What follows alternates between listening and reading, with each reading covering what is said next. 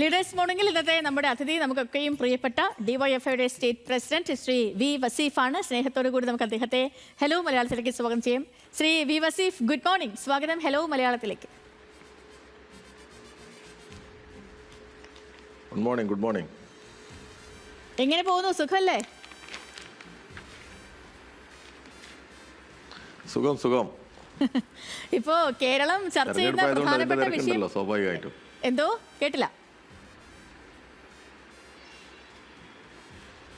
തെരഞ്ഞെടുപ്പായതുകൊണ്ട് അതിന്റെ കുറച്ച് തിരക്കുകളുണ്ടല്ലോ സ്വാഭാവികമായിട്ടും. അപ്പോൾ ഞാൻ തിരഞ്ഞെടുപ്പ് വിശേഷങ്ങളിലേക്ക് വരാം. പക്ഷെ അതിനു മുൻപേ നമ്മളിപ്പോൾ കേരളം ചർച്ച ചെയ്യുന്ന പ്രധാനപ്പെട്ട ഒരു വിഷയം എന്ന് വെച്ചാൽ ഈ പാലക്കാട്ടെ MLA രാഹുൽ മാങ്കൂട്ടത്തിൻ്റെ മുങ്ങലുമായി ബന്ധപ്പെട്ടാണ്. പാലക്കാടിൻ്റെ MLA ആണ്, ഈ ഒരു ജനപ്രതിനിധി, തിരഞ്ഞെടുക്കപ്പെട്ട ജനപ്രതിനിധിയാണ്. അദ്ദേഹത്തിനെതിരെ ആദ്യം പീഡന പരാതി വരുന്നു. അത് മുഖ്യമന്ത്രിക്ക് പരാതിക്കാരി സമർപ്പിക്കുന്നു. തൊട്ടു പിന്നാലെ ഇന്നലെ മറ്റൊരു പരാതി കൂടി വരുന്നു. ആ പരാതിയിൽ കുറച്ചും കൂടി കടുത്ത കാര്യങ്ങളൊക്കെയാണ്. ഇപ്പം ഈ അതിക്രൂരമായ ശാരീരിക പീഡനം പോലും ആ പെൺകുട്ടി ഏറ്റിരുന്നു എന്ന് പറയുന്ന ഒരു പരാതി കൂടി വന്നിരിക്കുന്നു. അങ്ങനെ 2 പരാതികളുടെ നിഴലിലുണ്ട്. ഈ രാഹുൽ മാങ്കൂട്ടത്തിൻ്റെ ബെയിൽ ആപ്ലിക്കേഷൻ ഇതിപ്പോൾ കോടതി പരിഗണിക്കുന്ന ദിവസം കൂടിയാണ്. അയാൾ ഇപ്പോഴും കാണാമറയത്താണ്. അതൊരു വശത്ത്. മറുവശത്ത് രാഹുൽ മാങ്കൂട്ടത്തിൽ MLAക്ക് വേണ്ടി നിരാഹാരം ജയിലിൽ അനുഷ്ഠിക്കുന്ന രാഹുൽ ഈശ്വറുണ്ട്. ഈ ജയിലിൽ കിടന്നെങ്കിലും അദ്ദേഹം ഗാന്ധിയൻ ആശയങ്ങൾ പഠിക്കുമെന്ന് പ്രതീക്ഷിക്കാം. അപ്പോൾ അങ്ങനെ പോകുന്നു കാര്യങ്ങളൊക്കെ. ഡിവൈഎഫ്ഐ ഈ സാഹചര്യത്തെ എങ്ങനെയാണ് നോക്കിക്കാണുന്നത് ശ്രീ വി വസീഫ്?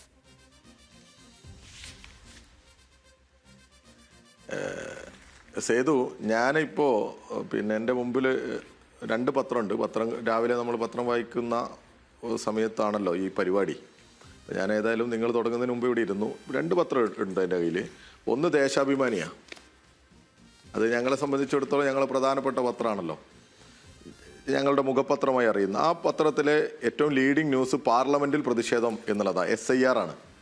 SIRമായി ബന്ധപ്പെട്ട പാർലമെൻറ്റിലെ പ്രതിഷേധവും അതുമായി ബന്ധപ്പെട്ട കാര്യങ്ങളാണ് ആ പത്രത്തിൻ്റെ ലീഡിംഗ് ന്യൂസായിട്ട് കൊടുത്തത്. ഈ മനോരമയിലും SIR സമയം നീട്ടണം എന്നുള്ള ആവശ്യം ഉള്ള ഒരു വാർത്തയാണ് ഇവിടെ ഉള്ളത്. അതിൻ്റെ കൂടെ ഞങ്ങൾക്കെതിരെയുള്ള കുറച്ച് വാർത്തയും ഇതിലുണ്ട്. സ്വാഭാവികമായിട്ടും ഒരു ചെറിയ കോളം മനോരമയിൽ രാഹുലിനെതിരെ വീണ്ടും ലൈംഗിക പീഡന പരാതി എന്ന പരാതിയുണ്ട്. ദേശാഭിമാനിലും അതേ സൈസിൽ ക്രൂര ബലാത്സംഗം ഭീഷണി രാഹുലിനെതിരെ പരാതിയുമായി ഒരു യുവതി കൂടി എന്നുള്ള വാർത്തയുണ്ട്.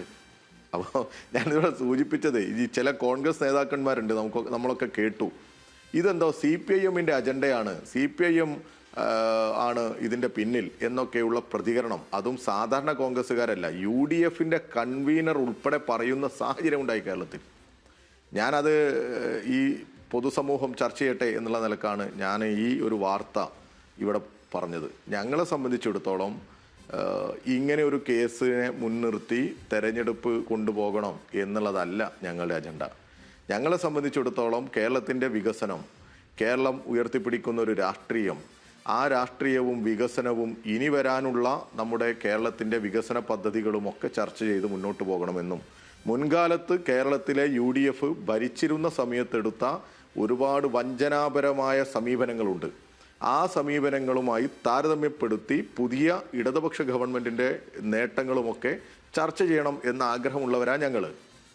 എന്നാൽ UDF അങ്ങനെയല്ല. ഏതോ 1-2 സംഭവത്തെ മാത്രം മുൻനിർത്തി എങ്ങനെയെങ്കിലും ഈ തെരഞ്ഞെടുപ്പ് രംഗത്തേക്ക് അവർക്കൊരു എൻട്രി ഉണ്ടാകും എന്നുള്ള പ്രതീക്ഷയിലാണ് അവർ നിൽക്കുന്നത്. ഓക്കെ, പിന്നെ ഇവിടെ ഈ രാഹുലിൻ്റെ വിഷയമാണെങ്കിൽ, രാഹുലിൻ്റെ വിഷയത്തിൽ നമ്മൾ നേരത്തെ പറയുന്നതാണ്. പാലക്കാട് നിയമസഭാ ഉപതെരഞ്ഞെടുപ്പ് നടക്കുന്ന സമയത്തും നമ്മൾ പറഞ്ഞു, ഒരു അധോലോക സംഘം, ഒരു ക്രിമിനൽ സംഘം ഇന്നത്തെ കോൺഗ്രസിനെ ഹൈജാക്ക് ചെയ്തിട്ടുണ്ട് എന്നുള്ളതാണ്. അവരെന്തും ചെയ്യും, എന്തും പറയും, എന്തും ന്യായീകരിക്കും എന്നുള്ളത് നമ്മൾ കണ്ടു. അതിനവരുടെ കയ്യിലുള്ള ആയുധമാണ് ഈ നവമാധ്യമങ്ങൾ, സോഷ്യൽ മീഡിയകൾ. അതിലെ പെർഫോമൻസ്, അതിൽ പണം ചെലവഴിച്ച് PR വർക്കുകൾ നടത്തി എല്ലാ ബാഡ് ഇമേജുകളും തെറ്റായ ഇവരെക്കുറിച്ചുള്ള ചർച്ചകളും ഇവരെന്ത് ചെയ്യും, മായ്ച്ചു കളയും. അതിനു വേണ്ടിയുള്ള വ്യഗ്രതയാണ് അവർക്ക്. അതിന് അവർക്ക് സാധിക്കുന്നു എന്നുള്ളത് കൊണ്ട് തന്നെ നമ്മുടെ നാട്ടിലെ സാധാരണ കോൺഗ്രസ് പ്രവർത്തകർ ഉൾപ്പെടെ ഇന്ന് ഇവർക്ക് വിധേയമായിരിക്കുന്നൊരു കാഴ്ചയാണ് കാണുന്നത്. ഒരെത്തിക്സുമില്ല. എത്രയെത്ര അനുഭവം പാലക്കാട് തെരഞ്ഞെടുപ്പ് ഉപതെരഞ്ഞെടുപ്പ് സമയത്ത് അവിടെ ഉണ്ടായിരുന്നവരല്ലേ ഞങ്ങളൊക്കെ ഉന്നയിച്ച ആരോപണങ്ങളെ, അല്ലെങ്കിൽ ആ നാട് ഉന്നയിച്ച ആരോപണങ്ങളെയൊക്കെ എങ്ങനെയായിരുന്നു ഇവർ കൈകാര്യം ചെയ്തിരുന്നത്? ഇന്ന് നിങ്ങൾ ഉൾപ്പെടെ പലരും റിപ്പോർട്ട് ചെയ്യുന്ന വാർത്തകളുണ്ട്. വാഹനം മാറി മാറി പോകുന്നു, ഒരു അധോലോക ക്രിമിനലിൻ്റെ ബുദ്ധിയിലാണ് ഇടപെടുന്നത് എന്നൊക്കെ ചില മാധ്യമങ്ങൾ റിപ്പോർട്ട് ചെയ്യുകയാണ്. 1, 2, 3 വാഹനങ്ങൾ മാറിപ്പോകുന്നു. വലിയ ഒരു നമുക്കിപ്പോൾ നമ്മുടെ മുമ്പിൽ ഒരു മോഷ്ടാവിനുണ്ടായിരുന്നു, ആരാ? ബണ്ടി ജോറിനെ വെല്ലുന്ന തരത്തിലുള്ള ഇടപെടലുകളാണ് ഇവർ നടത്തുന്നത്. ആ തരത്തിലുള്ള ഒരു ഒളിവ് ജീവിതമാണ് നയിക്കുന്നത്. അങ്ങനെയാണ് രക്ഷപ്പെടുന്നത് എന്നൊക്കെ ആളുകൾക്ക് തോന്നുന്ന തരത്തിൽ ഒരു കോൺഗ്രസിന്റെ ഒരു നേതാവ് മാറുന്ന കാഴ്ചയാണ്. ശ്രദ്ധിച്ചിട്ടുണ്ടാവും. കാരണം ഇപ്പം അമ്പലക്കള്ളന്മാരെ കടക്ക് പുറത്തുനിന്നാണ് ഇപ്പൊ കോൺഗ്രസ് നേതാക്കളുടെയൊക്കെയും പോസ്റ്റ്. ഇന്നലെ തന്നെ ഈ നേതാക്കളൊക്കെയും അത് മാറ്റിയിരുന്നു. പലരുടെയും പ്രൊഫൈൽ പിക്ക് അടക്കം അമ്പലക്കള്ളന്മാരെ കടക്ക് പുറത്തു എന്നാണ്. അപ്പം ഇതാ ഞങ്ങൾ രാഹുലിനെ പുറത്താക്കി, MLA സ്ഥാനം രാജിവെക്കണമെന്ന് ഞങ്ങൾ ആവശ്യപ്പെട്ടിട്ടുണ്ട് എന്ന് ആ പാർട്ടി പറഞ്ഞിരുന്നെങ്കിൽ അത് ആ പാർട്ടിയെ സംബന്ധിച്ചും ആ പാർട്ടിക്ക് വേണ്ടി പ്രവർത്തിക്കുന്നവരെ സംബന്ധിച്ചൊക്കെ അവർക്ക് തല ഉയർത്തി നിൽക്കാമായിരുന്നു ശ്രീ വി വസീഫ്. അത് ഉണ്ടായില്ലെന്ന് മാത്രമല്ല, പകരം മറ്റു വിഷയങ്ങളെ സജീവമാക്കി നിലനിർത്തുകയാണ് നിലവിൽ കോൺഗ്രസ്. അതായത് വിഴുപ്പ് ഭാണ്ഡങ്ങൾ വീണ്ടും ചുമക്കുകയാണ്. രാഹുലിനെ മതിയെന്ന് പറയാതെ പറയുകയല്ലേ ഈ അമ്പലക്കള്ളന്മാരെ കടക്ക് പുറത്ത് എന്നതുകൊണ്ട് ആ പാർട്ടി ഉദ്ദേശിക്കുന്നത്. ശ്രീ വി വസീഫ്, നമ്മൾ ഓർക്കേണ്ട ഒരു കാര്യം, 100-125 വർഷം പഴക്കമുള്ള ഒരു പാർട്ടിയാണ് ഒരു പീഡകനെ ഇത്തരത്തിൽ ചുമക്കുന്നത്. അതെ, കോൺഗ്രസിലെ തന്നെ ഒരുപാട് പേർക്ക്, അതായത് ഈ PR വർക്കിലല്ല ജനങ്ങൾക്കിടയിൽ പ്രവർത്തിക്കുന്നതിലാണ് കോൺഗ്രസ് നിലനിൽക്കേണ്ടത് എന്ന് ആഗ്രഹിക്കുന്നവർക്ക് ഈ പറയുന്ന പുതിയ അധോലോക സംഘത്തെ, കോൺഗ്രസിനെ ഹൈജാക്ക് ചെയ്യുന്ന ഈ പുതിയ സംഘത്തെ അവർക്ക് താല്പര്യമില്ല എന്നുള്ളത് നമുക്കറിയാം. അതല്ല വേണ്ടത് എന്ന് പറയുന്നവരൊക്കെ കോൺഗ്രസിനകത്ത് തന്നെ ഉണ്ട്. അപ്പോൾ ഇവരിപ്പോൾ പറഞ്ഞ ക്യാപ്ഷൻ, നിങ്ങൾ പറഞ്ഞ ക്യാപ്ഷൻ ഉണ്ട്, അതിന് പകരം LDFനോ അല്ലെങ്കിൽ മറ്റാർക്കെങ്കിലോ ബലാത്സംഗ വീരന്മാരെ കടക്കുപുറത്ത് എന്ന് എഴുതിയാലോ? ഈ കേരളത്തിലെ VD സതീശൻ ഉൾപ്പെടെ ഈ പറയുന്ന KPCC നേതാക്കന്മാരുൾപ്പെടെ എല്ലാവരും ഒന്നല്ലെങ്കിൽ മറ്റൊരു തരത്തിൽ ഈ വിഷയത്തിൽ മറുപടി പറയേണ്ടവരല്ലേ? ഞങ്ങൾ അങ്ങനെ ഒരു ക്യാപ്ഷൻ അങ്ങനെ കൊടുക്കാൻ പറ്റുമോ? അതാണോ തെരഞ്ഞെടുപ്പിൽ ചർച്ച ചെയ്യേണ്ടത്? ഈ ലോക്കൽ ബോഡി തെരഞ്ഞെടുപ്പിൽ അങ്ങനെ ഒരു നിലപാടാണോ സ്വീകരിക്കേണ്ടത്? ഇവരിപ്പോൾ ഉന്നയിക്കുന്ന അമ്പലമാവട്ടെ, അതിൽ നടന്ന തട്ടിപ്പോ എന്തോ ആവട്ടെ, അതിൽ ആരാ കൃത്യമായി അന്വേഷണം നടത്തുന്നത്? വളരെ കൃത്യമായി ആരാണോ അതിൽ പ്രതികൾ അവരിലേക്ക് എത്തണം എന്നല്ല പറയുന്നത്. ഇതിനു മുമ്പും കേരളത്തിൽ എത്രയെത്ര ആക്ഷേപങ്ങൾ, ആരോപണങ്ങൾ ഒക്കെ വന്നിട്ടുണ്ട് പലതരത്തിൽ. എന്നാൽ അത് മാത്രം ചർച്ച ചെയ്താൽ മതി എന്നാണ് ഇവർ ഉദ്ദേശിക്കുന്നത്. ഞങ്ങളും ഒരു ക്യാപ്ഷൻ കൊടുക്കുക, ജനം അതിന് കൂടുതൽ പരിഗണന കൊടുക്കില്ലേ? ബലാത്സംഗ വീരന്മാരെ കടക്ക് പുറത്ത് പറഞ്ഞൂടെ? പറയാം. ഇവരെ പോലെ നാക്കിനെല്ലില്ലാത്തവർ വിളിച്ചു പറയുന്നത് പോലെയാണ് കേരളത്തിലെ ഇടതുപക്ഷവുമെങ്കിൽ ഞങ്ങൾക്കത് പറയാം. പക്ഷെ ഞങ്ങൾ തെരഞ്ഞെടുപ്പിൽ പോലും ഞങ്ങളുടെ യോഗങ്ങളിലൊക്കെ നിങ്ങൾക്ക് വരാം. ഞങ്ങൾ ഏതെങ്കിലും ഒരു ഉദാഹരണമൊക്കെ പറഞ്ഞു പോകുന്ന സമയത്ത് കോൺഗ്രസ് എടുക്കുന്ന സമീപനങ്ങളെക്കുറിച്ച് പറയുമ്പോൾ ഇത് സൂചിപ്പിച്ചു പോകും എന്നല്ലാതെ ഞങ്ങളുടെ പൊതുയോഗങ്ങളിൽ, കുടുംബയോഗങ്ങളിൽ, മീറ്റിങ്ങുകളിൽ, സ്ക്വാഡുകളിൽ എല്ലാം ഞങ്ങൾ വികസനമാണ് അജണ്ടയാക്കുന്നത്. കേരളത്തിലെ ജനക്ഷേമ പ്രവർത്തനങ്ങളാണ് അജണ്ടയാക്കുന്നത്. കേരളം മതനിരപേക്ഷമായി നിലകൊള്ളേണ്ടതിൻ്റെ എല്ലാ വിഭാഗം ജനങ്ങൾക്കും അഭിമാനത്തോടു കൂടി ജീവിക്കാൻ പറ്റുന്ന ഒരു ഇടമാണ് കേരളം എന്നുള്ളത് ഉറപ്പിച്ചു പറയുകയാണ്. അതിനുവേണ്ടിയുള്ള പോരാട്ടത്തിലാണ് നമ്മൾ അണിനിരക്കേണ്ടത് എന്നുള്ളതാണ് ഞങ്ങളുടെ രാഷ്ട്രീയം. അതാണ് ഞങ്ങളുടെ തെരഞ്ഞെടുപ്പ് പ്രചരണത്തിന്റെ രീതി.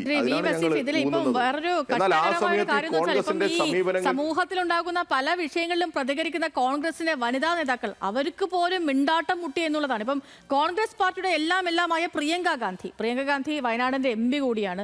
പ്രിയങ്ക ഗാന്ധിക്ക് വരെ പരാതി അയച്ചു കൊടുത്തു. ഈ പീഡനത്തിനിരയായ പെൺകുട്ടി ഒരു പ്രതികരണവും ഇല്ല. പാർട്ടിയുടെ മുഖമായ KPCC അധ്യക്ഷൻ കൃത്യമായ നിലപാട് പറയുന്നില്ല. കേസ് DGPക്ക് ഫോർവേഡ് ചെയ്തു എന്ന് പറഞ്ഞങ്ങ് ഒഴിയുകയാണ്. അപ്പം അതൊരു സാങ്കേതികം മാത്രമാണ്. അതിനപ്പുറം പാർട്ടി എന്ത് ചെയ്തു, എന്താണ് ചെയ്തത് എന്ന കാര്യത്തിൽ ഇവർക്ക് ആർക്കും ഒരു മറുപടിയും ഇല്ലെന്നേ. അപ്പോൾ ഇവർക്കൊക്കെയും രാഹുലാണ് ഇപ്പോഴും വലുത്, അങ്ങനെ പറയാതെ പറയുകയല്ലേ? അതാ ഞാൻ പറഞ്ഞത്, ഒരു ടീം, ഇത് രാഹുൽ മാത്രമല്ല, ഇതിൽ വേറെ കുറച്ച് പേര് കൂടി ഉണ്ട്. ആരാ നമുക്കറിയാമല്ലോ. ഞാൻ ഇനിയിപ്പോൾ പ്രത്യേകം പറയണ്ട. ഇനിയിപ്പോൾ അതിൻ്റെ ഒരു പേര് എന്ന് പറഞ്ഞ് പിന്നെ അതിൽ വല്ലാതെ അങ്ങ് സെൻറ്റിമെൻറ്റ്സ് വർക്കൗട്ട് ചെയ്ത് അങ്ങനെ ഒരു സോഷ്യൽ മീഡിയ പ്രചരണം ഇവർ നടത്തും. ജനം തിരിച്ചറിയട്ടെ ആരാണ് രാഹുലിന് പിന്തുണ കൊടുക്കുന്നത്, ആരാണ് രാഹുലിൻ്റെ കെയർടേക്കർ, ആരാണ് ഗോഡ് ഫാദർ എന്നുള്ളതൊക്കെ ഈ ജനം തിരിച്ചറിയട്ടെ. ഇതൊരു രാഹുൽ മാത്രമല്ല, രാഹുൽ ഒരു പ്രതീകമാണ്. ഈ കേരളത്തിലെ കോൺഗ്രസിന് ഇന്ന് ബാധിച്ച ജീർണതയുടെ ഒരു അംബാസിഡർ മാത്രമാണ് ആര്? ഈ രാഹുൽ. ഞങ്ങൾ നേരത്തെയും ഉന്നയിച്ചു, രാഹുലിനെ വേണ്ടി ശബ്ദിക്കുന്നവർ ഉണ്ടെന്ന് പറഞ്ഞുകൊണ്ട് ഞാൻ ചോദിക്കുകയാണ്. ഇപ്പോഴും രാഹുലിനെ വേണ്ടി അതിജീവിതയെ അധിക്ഷേപിക്കുന്നവരുണ്ട്. ഇതിപ്പോ ഒരു കൂട്ടർ അവർ ഈ എല്ലാ വിഷയങ്ങളിലും വില്ലനൊപ്പം നിന്ന് അതിജീവിതകളെ അധിക്ഷേപിക്കുന്നു. അത് കേരളത്തിലൊരു ട്രെൻഡ് ആകുന്നുണ്ടോ ശ്രീ വി വസീഫ്? തീർച്ചയായിട്ടും. അത് മാത്രമല്ല, നമ്മൾ കാണേണ്ടതേ ഇപ്പം അവർ പല പേരുകളോട് ഇതിനെ സാമ്യപ്പെടുത്താൻ ശ്രമിക്കും, പല പരാതികളോടും. സത്യത്തിൽ രാഹുലിൻ്റെ കേസ് ആത്മാർത്ഥമായി എന്നെ കേൾക്കുന്ന ഏതെങ്കിലും ഒരു കോൺഗ്രസ്സുകാരന് പറയാൻ പറ്റുമോ സമാനതകളുള്ളതാണ് എന്ന്? കേരളത്തിലോ ഇന്ത്യയിലോ നടന്ന ഏതെങ്കിലും ഒരു സംഭവങ്ങളോട് ഒരു രാഷ്ട്രീയക്കാരൻ അല്ലെങ്കിൽ ഒരു പൊതുപ്രവർത്തകൻ ഉൾപ്പെട്ട ഏതെങ്കിലും ഒരു കേസുമായി സമാനതയുള്ളതാണോ അല്ലെങ്കിൽ താരതമ്യപ്പെടുത്താൻ പറ്റുന്നതാണോ ഈ കേസ്? പറയാൻ പറ്റില്ല. നോക്കണം നിങ്ങൾ, ഗർഭമുണ്ടാക്കണമെന്ന് ആവശ്യപ്പെടുകയും ആ ഗർഭിണിയെ ക്രൂരമായി പീഡിപ്പിക്കുകയും ആ ഗർഭം ഇല്ലാതെയാക്കാൻ മരുന്ന് കൊടുത്ത് അത് വീഡിയോയിൽ ചിത്രീകരിച്ച് അത് ഉറപ്പുവരുത്തുന്ന ഒരു വല്ലാത്ത മാനസികാവസ്ഥയുള്ള ആള്. എന്നിട്ട് അയാളെ ന്യായീകരിക്കുന്ന KPCCയുടെ നേതൃത്വം, UDFന്റെ നേതൃത്വം, ഇത് CPMന്റെ എന്തോ പ്ലാനാണ് എന്ന് പറയുക. നോക്കണം നിങ്ങൾ, അതിലാ വ്യത്യാസം. ഞങ്ങളെ സംബന്ധിച്ചിടത്തോളം ഞാൻ തുടക്കം മുതലേ പറഞ്ഞു, ഞങ്ങൾ വികസനം, രാഷ്ട്രീയം ഒക്കെയാണ് ചർച്ച ചെയ്യുന്നത്. ഈ കേരളത്തിൻ്റെ മതനിരപേക്ഷ പാരമ്പര്യം, അതിൽ നമ്മൾ ഉറച്ചു നിൽക്കണം എന്നുള്ളതൊക്കെയാണ് ഞങ്ങൾ ഈ കേരളത്തോട് സംസാരിക്കുന്നത്. എന്നാൽ ഇവരങ്ങനെ അല്ല. ഇവരേതോ ഒന്നോ രണ്ടോ സംഭവങ്ങൾ ഉയർത്തിപ്പിടിക്കുക. ഞങ്ങൾക്ക് വേണമെങ്കിൽ വയനാട്ടിൽ 5 പേരെ ആത്മഹത്യ ചെയ്തത് ആര്? UDFന്റെ കോൺഗ്രസിന്റെ കെടുകാര്യസ്ഥത കൊണ്ട് അവരുടെ അഴിമതിയിൽ ഒക്കെ പ്രയാസപ്പെട്ട് ആത്മഹത്യ ചെയ്തത്. അതൊക്കെ എവിടെയെങ്കിലും ആരെങ്കിലും ചർച്ച ചെയ്യുന്നുണ്ടോ? ഒന്നോ രണ്ടോ പേര് എവിടെയെങ്കിലുമൊക്കെ പറഞ്ഞു പോകും എന്നല്ലാതെ മുഖ്യ തെരഞ്ഞെടുപ്പ് വിഷയമായിട്ട് അത് പോകുന്നുണ്ടോ? ഇല്ല. ഞങ്ങൾ വികസനം തന്നെയല്ലേ പറയുന്നത്, ഞങ്ങളുടെ മുഖ്യമന്ത്രി അതല്ലേ പറയുന്നത്, ഞങ്ങളുടെ നേതാക്കന്മാർ അങ്ങനെയല്ലേ സംസാരിക്കുന്നത്. ഞങ്ങളൊരു വിവാദങ്ങളിലേക്കോ മറ്റോ അല്ല കൊണ്ടുപോകുന്നത്. പക്ഷേ UDFും അവരുടെ നേതൃത്വവും എടുക്കുന്ന ഒരു വല്ലാത്ത ഒരു സമീപനമുണ്ട്. അതിൽ മുസ്ലിം ലീഗ് ഉൾപ്പെടെ ഉണ്ട് എന്നുള്ളതാണ്. ഈ പറയുന്ന ആളെ സംരക്ഷിക്കാനും അവർക്ക് വേദി കൊടുക്കാനും മറ്റു കാര്യങ്ങൾ സംസാരിക്കാൻ പറ്റുന്നില്ലെന്ന്. ഇപ്പം ഇവർ ഈ അമ്പലക്കള്ളന്മാരെ കടക്ക് പുറത്തെന്ന് പറഞ്ഞിട്ട് പ്രൊഫൈൽ പിക്കൊക്കെ മാറ്റിയെങ്കിലും ഇപ്പൊ ശബരിമല വിഷയം സംസാരിച്ച് തുടങ്ങുമ്പോൾ തന്നെ രാഹുൽ എന്നൊരു ചോദ്യം വരികയാണ്. അപ്പം ഇവർക്കൊന്നും സംസാരിക്കാൻ പറ്റുന്നില്ല. അങ്ങനൊരു അവസ്ഥ കൂടി കോൺഗ്രസ് പാർട്ടിക്ക് ഇപ്പൊ വന്നിട്ടുണ്ട്. അതെ, ഞങ്ങൾ അതേ സമയത്തും പറയും, ഞങ്ങൾ കൊടുത്ത ലൈഫ് വീടുകളെ കുറിച്ച് 4,71,442 വീടുകൾ ഈ കേരളത്തിൽ നിർമ്മിച്ചു കൊടുത്ത ഗവൺമെന്റാണ് ഇടതുപക്ഷം. ഇപ്പോഴും UDF പ്രകടന പത്രികയിൽ പോലും അടുത്ത 5 വർഷം 5 ലക്ഷം വീട് കൊടുക്കുമെന്നാണ് പറയുന്നത്. അപ്പോൾ അതിനടിയിൽ ഞങ്ങളുടെ പ്രവർത്തകർക്ക്, ഞങ്ങളുടെ സഖാക്കൾക്ക് പറയാൻ പറ്റും എന്താണ്, നിങ്ങൾ വയനാടിന് പ്രഖ്യാപിച്ച വീട് എവിടെയെന്ന്. ഈ പറയുന്ന ഗർഭചിത്രം നടത്തിയ ആൾ ഉൾപ്പെടെ പണം പിരിച്ച് വലിയ പ്രഖ്യാപനം നടത്തിയ വീടുകൾക്ക് വേണ്ടി സമാഹരിച്ച പണം ഇവിടെ? ആളുകളിപ്പോൾ ആ പണം പോകുന്ന മാർഗങ്ങളെക്കുറിച്ച് ചർച്ച ചെയ്തുകൊണ്ടിരിക്കല്ലേ. എത്ര കോടിക്കണക്കിന് രൂപയായിരിക്കും ഈ ഒരു കേസിൻ്റെ നടത്തിപ്പിനും അത് ഒളിച്ചു വെക്കുന്നതിനും അതിൻ്റെ PR വർക്കിനുമൊക്കെ കേരളത്തിലെ യൂത്ത് കോൺഗ്രസിൻ്റെ ഈ മുൻ അധ്യക്ഷൻ ഇപ്പോൾ ചെലവാക്കിയിട്ടുണ്ടാവുക? എവിടെ നിന്നാണ് ഇതൊക്കെ? അതും കൂടി നമ്മൾ ചർച്ച ചെയ്യണ്ടേ? എന്നിട്ട് ഇവര് ശബരിമലയിലെ ഒരു പ്രത്യേക സംഭവത്തെ മാത്രം മുൻനിർത്തി തടി തപ്പി രക്ഷപ്പെട്ടു പോകാം എന്നാണ് അവർ കരുതുന്നത്. അങ്ങനെ ഈ കേരളം അവരെ വിടുവോ? വിടില്ല. ഇതിലെ പ്രധാന പ്രശ്നം എന്താ? ഇത് തുടക്കം മുതൽ നമ്മൾ കണ്ടു. ഈ വിഷയത്തിൽ നമ്മൾ ആരും ഉന്നയിച്ച ആരോപണങ്ങളല്ല, തെളിവുകളാണ് സംസാരിച്ചത്. ഒരു പെൺകുട്ടിയുടെ ഗർഭമലസിപ്പിക്കാൻ, ആ ഗർഭസ്ഥ ശിശുവിനെ ഇല്ലാതെയാക്കാൻ ക്രൂരമായി ഇടപെട്ടു എന്നുള്ളതാണ്. അതിനെ ന്യായീകരിക്കുകയാണ്. ഇപ്പോൾ രണ്ടാമത് ഈ പെൺകുട്ടി പോലീസിൽ മുഖ്യമന്ത്രിക്ക് പരാതി കൊടുക്കുന്ന ദിവസം വരെ തെരഞ്ഞെടുപ്പ് പ്രവർത്തനത്തിൻ്റെ മുഖ്യ ചുമതലയായി കേരളത്തിലെ സകല മനുഷ്യരെയും ആക്ഷേപിക്കുന്നതിന് നേതൃത്വം കൊടുക്കുകയായിരുന്നു ഈ പറയുന്ന UDFന്റെ നേതാവ്.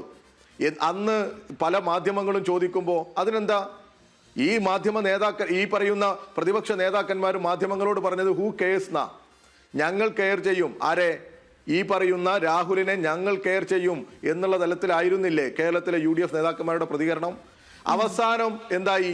ഈ വിഷയത്തിലേക്ക് കൂടുതൽ പരാതി വരുന്നു, അന്വേഷണം വരുന്നു എന്ന സാഹചര്യത്തിൽ കോടതി ഇടപെടുന്ന സാഹചര്യം വന്നപ്പോ മുങ്ങി. ഇപ്പോഴും ഈ ഇപ്പൊ ആരും ഇവര് എന്ത് വലിയ ചെയ്യാണ്? കൃത്യമായിട്ട് നിലപാട് നിലപാടൊന്നും മാറ്റുകയാണ്. പറഞ്ഞിട്ടില്ല. ഇനിയിപ്പോ ശ്രീ അവർക്ക് വസീഫ് ഇപ്പൊ വേറെ കഴിഞ്ഞ മാർഗ്ഗം ദിവസം ഉണ്ടോ? ചോദിക്കുമ്പോൾ തന്നെ പറയുന്നത് ഇതിപ്പോ നമ്മള് പരാതി DGPക്ക് ഞങ്ങൾ കൈമാറിയിട്ടുണ്ട് എന്ന് പറഞ്ഞങ്ങ് ഒതുക്കുക. അത് സാങ്കേതികമായിട്ട് അവരല്ലേ പോലീസ് അന്വേഷിക്കട്ടെ അങ്ങനെ പറഞ്ഞങ്ങ് ഒഴിയുകയാണ്. അല്ലാതെ ഞങ്ങളുടെ ഒരു MLA ആണ് ഈ ഒരു പീഡനത്തിൽ കുരുങ്ങിയിരിക്കുന്നത്, അയാൾക്കെതിരെയാണ് ഈ പരാതികൾ വന്നിരിക്കുന്നത്, അയാളുടെ വൃത്തികേടുകളാണ് ഈ കേരളം മുഴുവൻ ചർച്ച ചെയ്യുന്നത്. ആ രീതിയിൽ ഒരു നേതാക്കളുടെ ഭാഗത്തു നിന്നും വലിയ പ്രതികരണങ്ങളൊന്നും വരുന്നില്ല. അതെ ഇപ്പോൾ കെ മുരളീധരന്റെ പ്രതികരണം വരുന്നത് രാഹുലിനെ പിന്തുണയ്ക്കുന്നവർക്കടക്കം പാർട്ടിക്ക് പുറത്തു പോകാമെന്നാണ്, പാർട്ടിയുടെ അന്തസ്സ് കാത്തു സൂക്ഷിക്കണമെന്നാണ് കോൺഗ്രസിന്റെ നിലപാടെന്ന് കെ മുരളീധരൻ പറയുന്നു. കെ മുരളീധരൻ തുടക്കത്തിലും ഇങ്ങനത്തെ ഒരു നിലപാടൊക്കെ എടുത്തെയാണ്. പക്ഷെ അതിനപ്പുറം മറ്റൊരു പേര് പറയാൻ പറ്റുന്നില്ല, മറ്റൊരു നേതാവിന്റെയും പേരെടുത്ത് പറയാൻ പറ്റുന്നില്ല.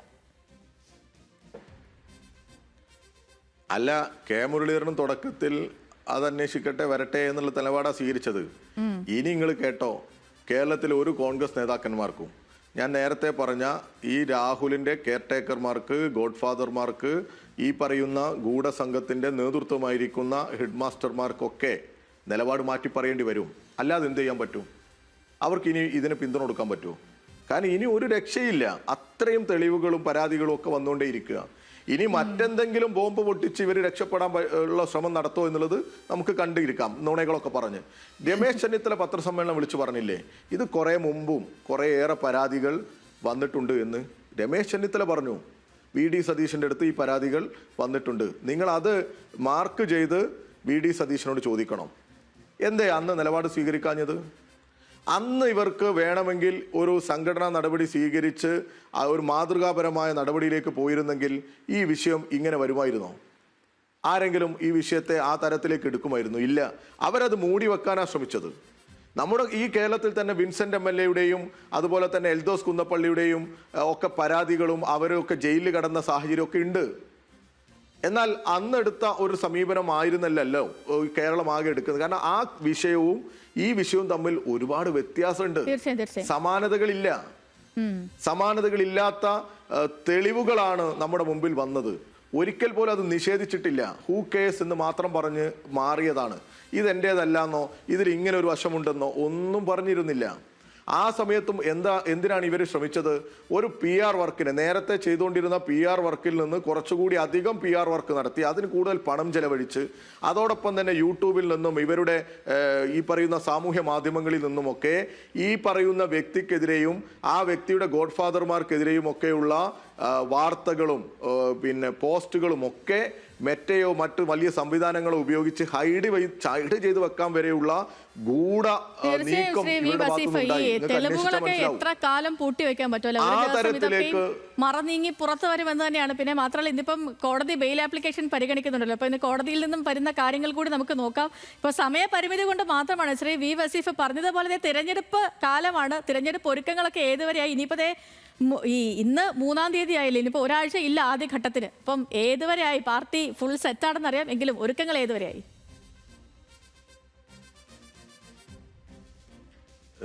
ഞങ്ങൾ വലിയ ആത്മവിശ്വാസത്തിലാണ്. നേരത്തെ ഞാൻ സൂചിപ്പിച്ചതുപോലെ ജനങ്ങളുമായി നേരിട്ട് ഇടപെട്ടുകൊണ്ടിരിക്കുന്ന ഒരു പാർട്ടിയും മുന്നണിയുമൊക്കെയാണ് ഞങ്ങളുടെ മുന്നണി. അവരുടെ പ്രശ്നങ്ങളിൽ അവരോടൊപ്പം നിൽക്കുന്നവരാണ് ഞങ്ങൾ. തെരഞ്ഞെടുപ്പ് വരുമ്പോൾ മാത്രം ജനങ്ങളെ തേടി പോകുന്നവരല്ല കേരളത്തിലെ ഇടതുപക്ഷം എന്ന് ഈ നാടിനറിയാം. എന്നാൽ ഇവിടെ മത്സരിക്കാൻ അല്ലെങ്കിൽ നേതൃത്വമാകാൻ കൊണ്ടുവരുന്ന മേയർ സ്ഥാനാർത്ഥികൾക്ക് പോലും വോട്ടുണ്ടോ എന്ന് നോക്കാൻ പോലും സമയമില്ലാത്തതോ അല്ലെങ്കിൽ അതിനൊന്നുമുള്ള ശേഷിയില്ലാത്തതോ ആയ സംഘടനാ സംവിധാനമാണ് കേരളത്തിൻ്റെ വലതുപക്ഷത്തിൻ്റേത്, കേരളത്തിലെ UDF-ൻ്റേത് എന്നുള്ളത് നമുക്കറിയാം. അതിനെപ്പോലും എങ്ങനെ പത്രസമ്മേളനം നടത്തി ഞങ്ങളുടെ തലയിലിടാം എന്ന ആലോചന നടത്തി വെറും വാചക കസർത്ത് കൊണ്ട് മാത്രം രക്ഷപ്പെട്ടു പോകാം എന്ന് ആലോചിക്കുന്നവരാണ് കേരളത്തിലെ കോൺഗ്രസ്. എന്നാൽ അവരെയെല്ലാം തറപറ്റിക്കുന്ന തരത്തിൽ ഞങ്ങളുടെ സംഘടനാ സംവിധാനം ഏറ്റവും സുസജ്ജമായി കേരളത്തിൽ പ്രവർത്തിച്ചുകൊണ്ടിരിക്കുകയാണ്. ഞങ്ങൾക്ക് പറയാൻ അഭിമാനത്തോടു കൂടി വോട്ട് ചോദിക്കാൻ പറ്റുന്ന വലിയ സാഹചര്യം ഇന്ന് കേരളത്തിലുണ്ട്. പറഞ്ഞ വാഗ്ദാനങ്ങളൊക്കെ പാലിച്ചുകൊണ്ട് മുന്നോട്ട് പോകുന്ന ഇടതുപക്ഷ ഗവൺമെന്റ് ഉണ്ട്. അതുപോലെ തന്നെ ഞങ്ങളുടെ നേതൃത്വത്തിലുള്ള ലോക്കൽ ബോഡികൾ എല്ലാം അവരുടെ നേതൃത്വത്തിൽ കഴിഞ്ഞ കാലഘട്ടത്തിൽ നടത്തിയ വികസനങ്ങളെക്കുറിച്ച് ചർച്ച ചെയ്യാണ്. ഇനി ഒരു നവകേരളത്തിലേക്ക് പോകുന്ന നമ്മുടെ കേരളത്തിൻ്റെ ഒരു പുതിയ കേരളത്തെ സൃഷ്ടിക്കുന്നതിന് വേണ്ടിയുള്ള തീവ്രമായ പരിശ്രമത്തിലേക്ക് പോകുമ്പോൾ കേരളമാകെ, കേരളത്തിൻ്റെ ഈ ലോക്കൽ ബോഡികളിലൊക്കെ വലിയ പിന്തുണ ഇടതുപക്ഷത്തിന് ഉണ്ടായാൽ നമുക്ക് വലിയ മുന്നേറ്റം ഉണ്ടാകാൻ സാധിക്കും എന്നുള്ള എന്നുള്ളത് തന്നെയാണ് ഞങ്ങൾ ജനങ്ങളോട് പറയുന്നത്. അവിടെ എന്ത് കുതന്ത്രങ്ങളും ഇപ്പോൾ ജമാഅത്തെ ഇസ്ലാമി ഒരു ഭാഗത്ത് കൂട്ടുന്നു, ചിലയിടങ്ങളിൽ BJPയുമായി നീക്കുപോക്കുണ്ടാക്കുന്നു. അങ്ങനെ എങ്ങനെ എളുപ്പത്തിൽ കുറുക്ക് വഴികളിലൂടെ ഞങ്ങളെ പരാജയപ്പെടുത്താം എന്ന് കേരളത്തിലെ കോൺഗ്രസ് ശ്രമിക്കുന്നുണ്ട്. ആ ശ്രമത്തെ ഒക്കെ ഞങ്ങൾ അതിജീവിക്കുക തന്നെ ചെയ്യും എന്നാണ് ഈ തെരഞ്ഞെടുപ്പ് കാലത്ത് ഞങ്ങൾക്ക് പറയാനുള്ളത്. വലിയ വിജയം ഇടതുപക്ഷത്തിനുണ്ടാവും. ഓക്കെ, അപ്പോൾ അങ്ങനെ ശുഭപ്രതീക്ഷയിൽ തന്നെ മുന്നോട്ട് പോകും ശ്രീ വി വസീഫ്. അപ്പോൾ ഒത്തിരി സന്തോഷം ഞങ്ങൾക്കൊപ്പം ജോയിൻ ചെയ്തതിന്. അങ്ങേക്ക് നല്ലൊരു ദിവസം കൂടി ആശംസിക്കുകയാണ്.